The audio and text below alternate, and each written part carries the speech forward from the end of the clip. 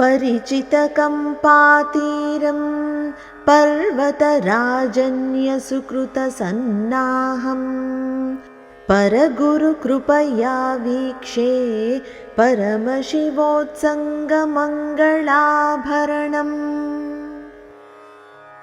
परिचितकम्पातीरं पर्वतराजन्यसुकृतसन्नाहं परगुरुकृपया वीक्षे परमशिवोत्सङ्गमङ्गलाभरणम्।